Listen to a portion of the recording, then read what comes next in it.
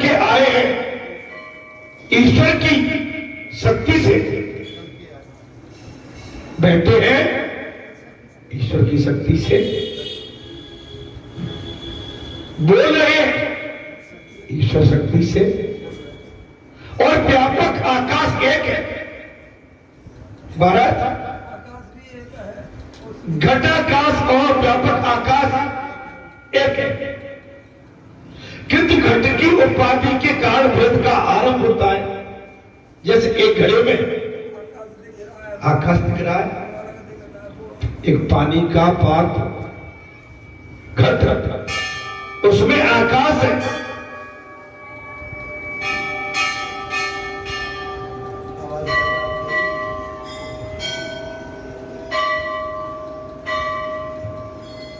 भैया घट में जो आकाश दिखता है वही ऊपर है, और जो ऊपर आकाश है वही घट में। एक ही बात, लेकिन इसके बाद हम दोनों में भिन्नता देखते हैं। क्या देखते हैं? बात एक ही है, ऊपर आकाश और नीचे जो पानी का पात्र भरा रखा है उसमें आकाश, आकाश वही है, लेकिन इसके बाद भी हम उसको अलग देखते हैं। घट के फूट जाने पर आकाश और आकाश एक हो जाती है।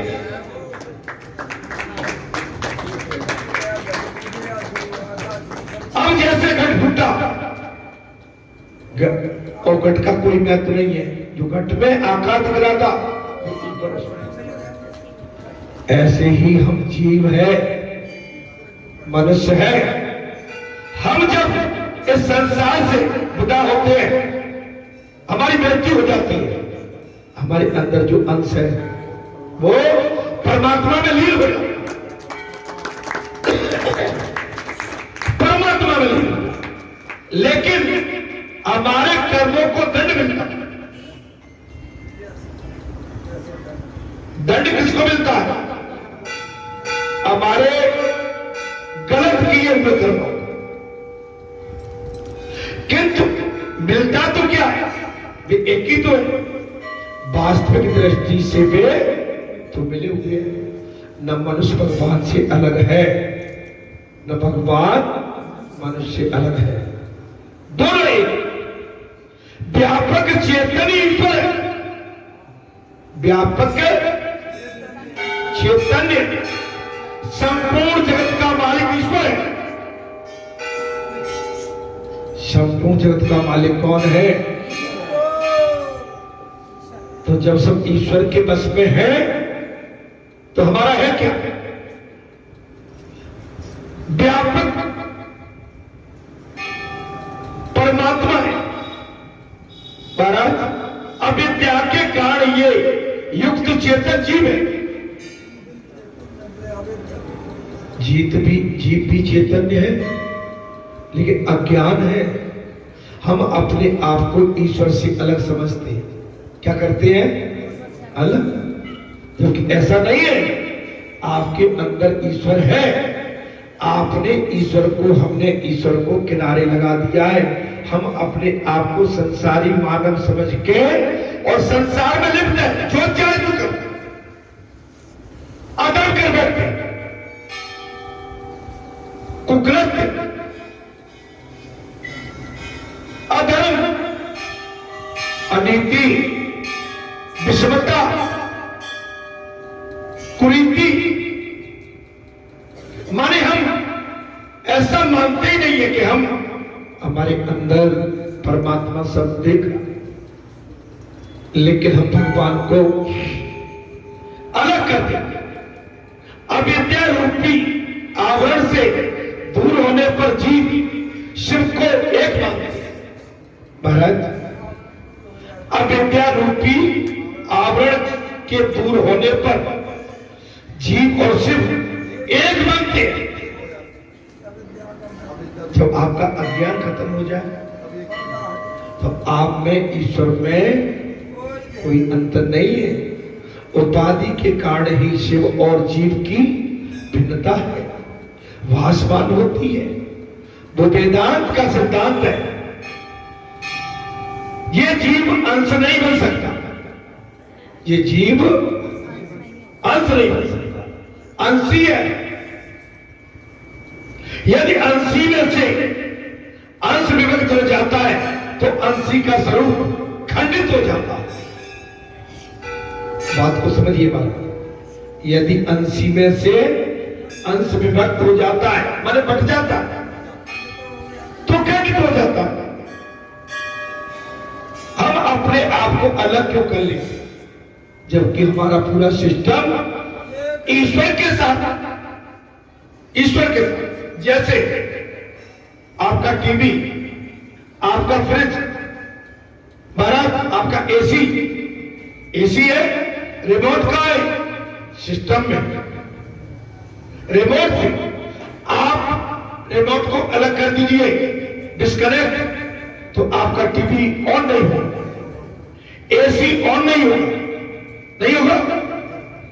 लेकिन जब दोनों का तार जुड़ता है तो दोनों एक दूसरे के पूरक है, एक दूसरे के नजदीक है। ऐसे ही भगवान है। भगवान हमारे मेन पावर है। हम भगवान को, भगवान से अपने आप को अलग मान लेते हैं। पुष्प की एक पखंडी, एक फूल की पखंडी अलग होने पर पुष्प का स्वरूप खंडित हो जाता है। जैसे फूल अगर उसकी एक कली टूट जाए तो उस पुष्प की शोभा खंडित हो जाती। कैसी हो जाती है महाराज? अच्छा नहीं लग रहा कथा में यार,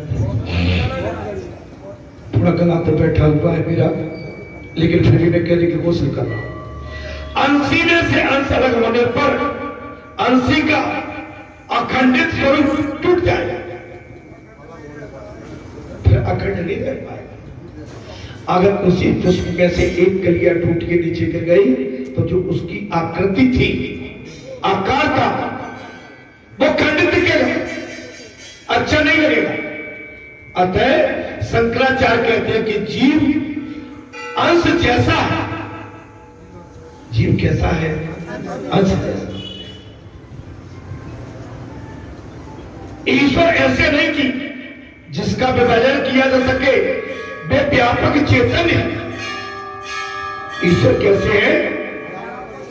व्यापक चेतन है, वो सर्वव्यापी है। ईश्वर सर्वव्यापी है। आकाश की भांति वे सर्वत्र है। आकाश की भांति वो सर्वत्र है। वैष्णव आचार्य मानते हैं कि जीव और ईश्वर एक नहीं है। वैष्णव एवं आचार्य मानते हैं कि ईश्वर एवं जीव एक है। जीव ईश्वर का अंश है, ये वैष्णव का मत है। अंशी से अंश के व्यक्त होने पर भी अंशी का नाश नहीं होगा। जीव ईश्वर समुद्र में से एक आध बूंद पानी लेने पर समुद्र का नाश कभी नहीं होता। जैसे समुद्र से एक आध बूंद पानी लेने पर सारे समुद्र का नाश नहीं होता, ठीक इसी प्रकार अंश के विभक्त होने पर भी, अलग होने पर अंश का नाश नहीं होता। उसके स्वरूप में भी परिवर्तन नहीं आता। हम सब मानो एक राजा की संतान है। अब बोल आ गया बात। हम सभी मानो एक राजा की संतान है। माया एक दासी है। अभी आपका कथा में मन लगेगा थोड़ा सा। माया एक दासी है जो हमारे लालन पालन के लिए है। हम एक राजा की संतान है। माया एक दासी है जो हमारे लालन पालन के लिए ही, हमें सताने के लिए नहीं। यदि वो हमें सताएगी तो राजा प्रभु उसे छुट्टी दे रहे। हमारे सभी के राजा कौन है? भगवान। संसार क्या है? माया। और माया भगवान की क्या है? अगर संसार की माया हमें सताएगी तो भगवान उसकी छुट्टी कर देंगे। कब? तब हम भगवान के बन जाएंगे। तब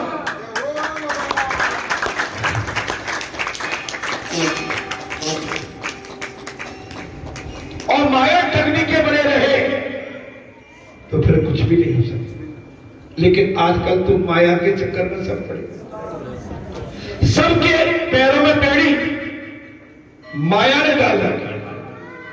हम सब मानो एक राजा की संतान हैं। दोबारा कथा को फिर मैं कह रहा हूं, माया एक दासी है जो हमारे लालन पालन के लिए है, हमें सताने के लिए नहीं। हमें सताने के लिए नहीं।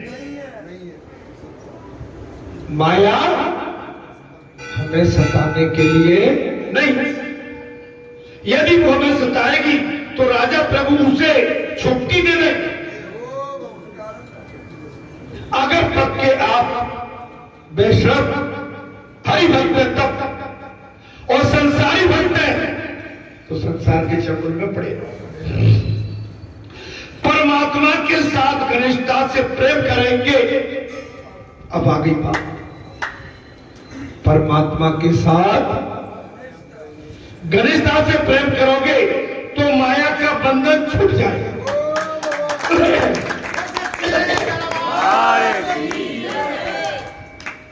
भगवान से पक्के मन से प्रेम। लेकिन ऐसा नहीं होता, बात ऊपर ऊपर चल रही। तेरे ऊपर हम कथा में तो आते हैं, पूजा पाठ में भी आते हैं, लेकिन कथा में हमारा मन कुछ देर के लिए लगता है और फिर हम संसार की माया में भूल जाते हैं। बच्ची हमारी सबसे बड़ी अज्ञानता और नादानी। परमात्मा के साथ प्रेम करोगे तो माया का बंधन छूट जाएगा। गोकुल लीला का यही तो रहस्य है। जैसे इस समय आपके बाबा के पास काम बहुत है और डेली हमारे बाबा के सेवादार लगातार देर रात काम में जुटे। लेकिन कुछ एक ऐसे जिनको बुला रहे हैं वो समझते कि नहीं भाई हमें कहीं ऐसा ना हो, कहीं गलत जगह पे कहीं ज्यादा हमको वजन देते। उन्हें कीजिए अज्ञानता। भगवान की सेवा में कोई छोटा नहीं होगा और भगवान की सेवा से कभी बचना ही चाहिए।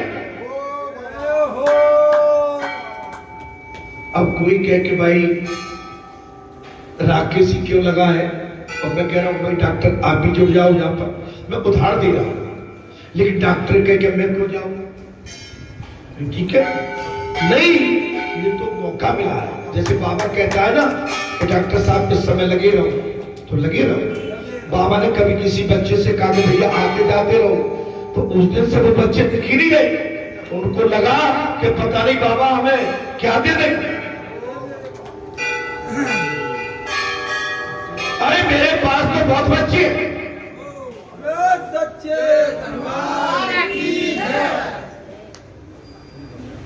मैंने तो सोचा कि तुम्हारा कुछ अच्छा कर्तव्य दिखा, तो मैंने कहा नहीं नहीं, ये कुछ ठीक ठाक है, इसको काम में लगाओ।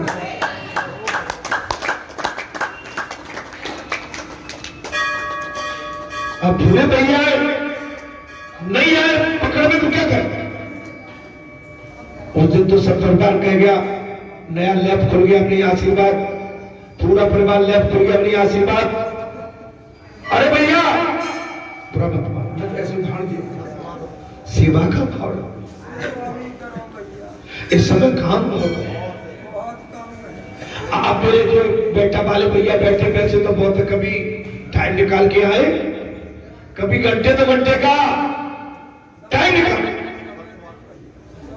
बुरा मत मानना मेरी बात है, बुरा सही है।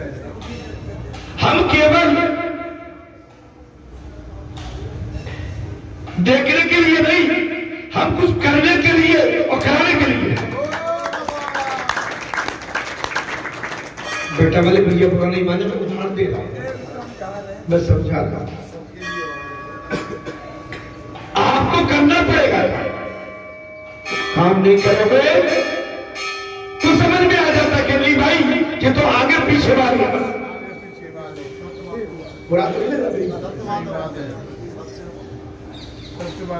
जब काम करोगे मेरी गृहस्थी आप पर रहेगी। सर मुझे काम चाहिए, सेवा, मुझे आगे पीछे नहीं, मुझे अपनी प्रशंसा नहीं, मुझे कर्म धर्म और भगवान के चरणों की पकड़ चाहिए। अब मेरी मेरी प्रशंसा करा, महाराज जी बहुत बढ़िया है, महाराज जी आनंद आ गया। अरे भाई आनंद तो मुझे तब आएगा तब कुछ और अच्छा दिखेगा। बुरा तो नहीं लग रहा। देखिए बादल हो रहा है इस समय, चिंता जी हो रही है, कथा नजदीक में, सफाई होना है, मिट्टी खुदना है, पानी भरा है, उधर कहीं पिंड टपक जाए, लेकिन उसकी लीला बुझाने अच्छा हो। डेली सभा हो रही, डेली बेचारे हमारे सेवादार भागदौड़ में लगे, काम कर रहे हैं। काम ऐसे होगा, क्षेत्र का सहयोग क्यों लिया जाता है? आइए, हमें इस समय काम बहुत है हमारे पास, आपका भी काम है, हम सभी इस काम के भागीदार हैं। भीड़ में खड़े होने के लिए नहीं, भीड़ को दिखाने के लिए नहीं, भीड़ में कर्म करने के लिए खड़े। बुरा तो नहीं लग रहा मेरी बात का? बोलना न पड़े तब है बात, बोलना न पड़े तब है। बुरा तो लग रहा होगा मेरी बात, लगे। अरे भाई तुम अपने घर में काम करते हो कि नहीं करते? तुम्हारे घर में कोई तीज त्योहार आ जाता है, आप अपने घर में काम करते हो, तो आपकी जहां से पहचान बनी और बाबा कितना सम्मान देता है, बाबा तुमको अपने नजदीक बिठाने का भी आसन दे देता है। नहीं पुजारी जी, काम करिए, जीव हम सब मानो एक राजा की संतान है, परमात्मा के साथ निष्ठा से प्रेम करोगे। देखो मैंने इसलिए कहा कि परमात्मा से जब तक आप प्रेम नहीं करोगे, आप हम गुरु के सामने, महापुरुषों के सामने केवल वहां घूमते रहे, उससे काम नहीं चलेगा। कर्म कर्म और गुरु की दृष्टि, भगवान की दृष्टि, कर्म जो रहता है फील्ड में काम करता है उस पर ज्यादा रहते हैं। जो बैठते सामने वो नहीं, काम कौन कर, सेवा में कौन लगा। अभी हमने देखा, अभी वो लड़का एक यहां तक आ गया, हमने कहा कि धर्मेंद्र कहा है भैया, तुम्हें यहाँ देखो कौन कब से चलाता है। पिछले मंगलवार को भी एक बेल्ट कर से यहाँ तक चलाया है ना। तो आप यहाँ देखिए भाई, देखते रहो, बतियाना कमे, सचेत सावधान है, माया का बंधन छूट जाएगा। अति सूक्ष्म बुद्धि वाला व्यक्ति वेदांत के महाराज रहस्य को समझ सकता है, बहुत सूक्ष्म।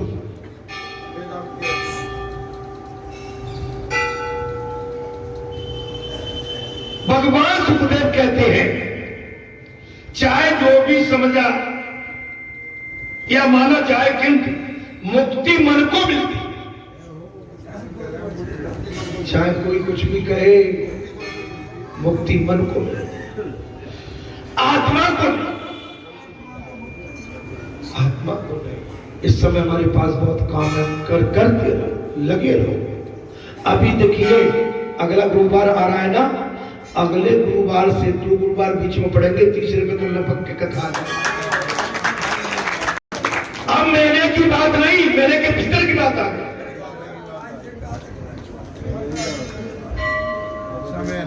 समय नहीं।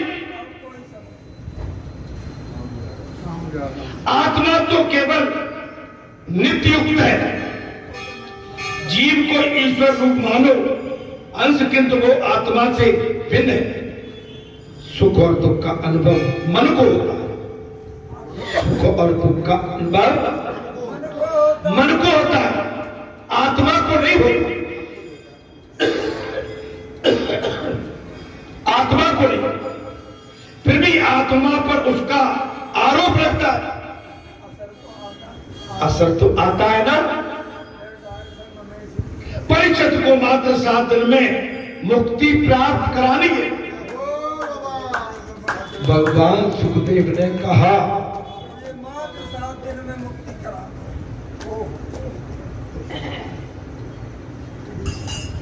परिचित को 7 दिन के अंदर मुक्ति करानी। आपका बाबा भी तो ये संकल्प है भैया, 25 साल हो गए। भगवान सुखदेव ने कहा कि मुझे राजा परीक्षित को 7 दिन में मुक्ति, लेकिन बाबा 25 साल से बैठे हैं युक्ति लेके, और 25 साल की युक्ति में हमारी भक्ति अभी भी दृढ़ नहीं है। आए तो सही ठिकाने पे, लेकिन पूर्णते अभी भी असमंजस में रहते। क्या कहा? जीव और भगवान अलग नहीं, यही बात कर दो। तो बाबा जब आते तो क्या कहते हैं? मैं ही सब कुछ हूं। क्या कहते हैं? मैं काल भी हूं, महाकाल भी हूं, मैं चक्र चला लेता हूं। भगवान बस एक बाबा ने जरूर बात नहीं कही, न कभी ये कही कि मैं राम हूं, न कभी ये कही, बस ये सब। तो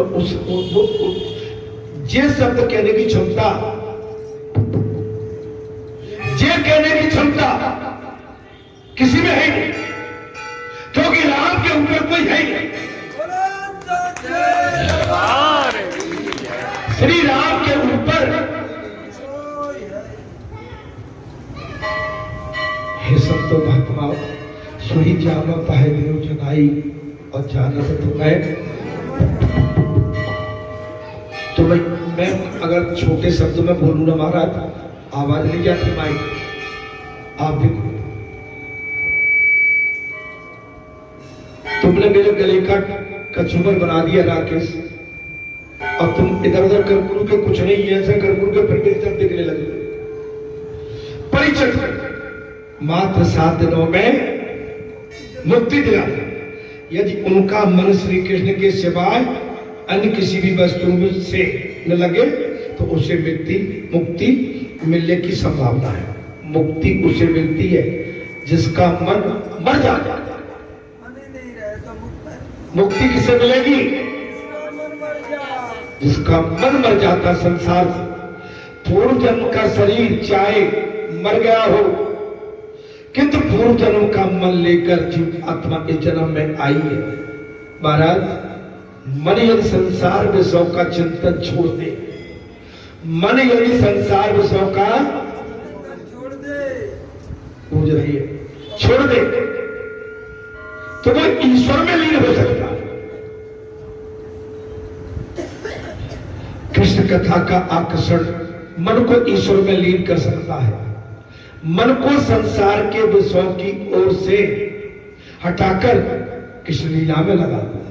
कृष्ण की बाल लीला, गोपाल लीला आदि को याद करो। मन को प्रतिकूल बातों से हटाकर अनुकूल विषयों में जोड़। मन को प्रतिकूल बातों से हटाकर अनुकूल में जोड़।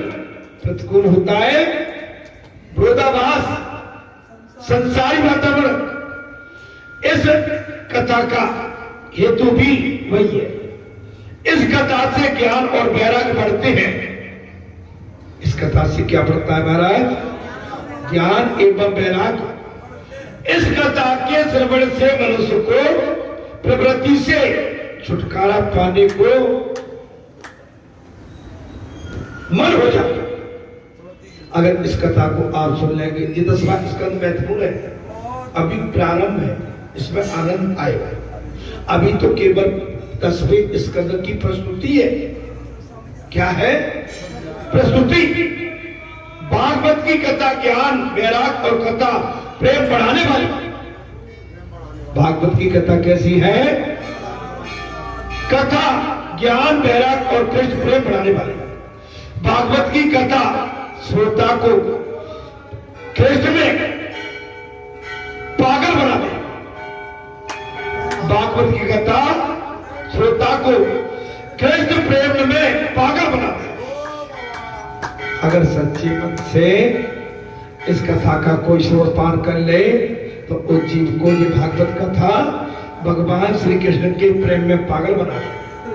परीक्षित राजा का संसार मोह नष्ट हो सके, मन कृष्ण लीला में अगर जिसका लग जाए तभी उसके मन का निरोध और विकार दूर हो सकता है। श्री कृष्ण लीला निरोध लीला है। संसार विषयों का विस्मरण होने पर भी सच्चा आनंद प्रकट होता है। सांसारिक संबंध छूटने पर भी ब्रह्म संबंध छूटता है। कृष्ण कथा ऐसी है कि जगत को भी भुला देती। कृष्ण कथा कैसी है? जगत को भुला देती। जगत में रहना भी है और उसे भुलाना भी है।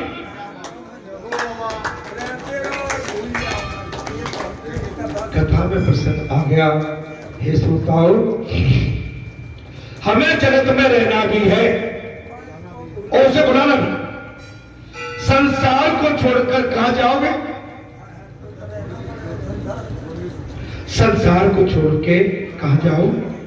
संसार साथ साथ आएगा। संसार को छोड़ना न तो नहीं किंतु उसे मन से निकालना बाहर कर।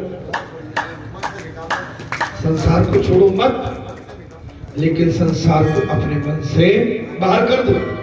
संसार में रहते हुए ही उससे अलग रहना पड़ेगा। संसार में रहने के बाद भी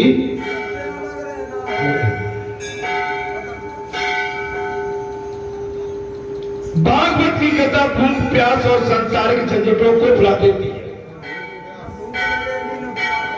भागवत कथा भूख प्यास और सांसारिक संकटों को भी भुला देती है। 10वें स्कंद के आरंभ में सुखदेव ने राजा की परीक्षा ले ली।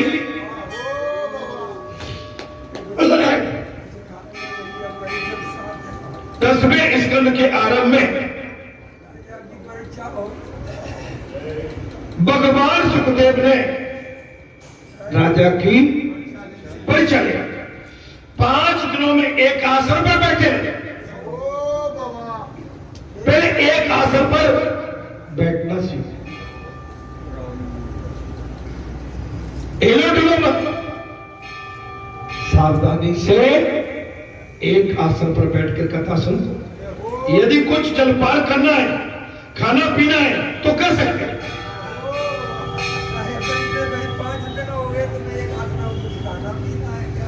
राजा परीक्षित ने कहा तो मैं एक दिन सुखदेव ने, राजा तुम्हें एक आसन पर बैठे हुए 5 दिन हो गए, लेकिन इसके बाद यदि तुम्हें भूख प्यास लगी हो तो कुछ पा सकते हो। परीक्षित ने कहा भगवान अन्न तो क्या, मैंने जल तक का भी त्याग कर दिया।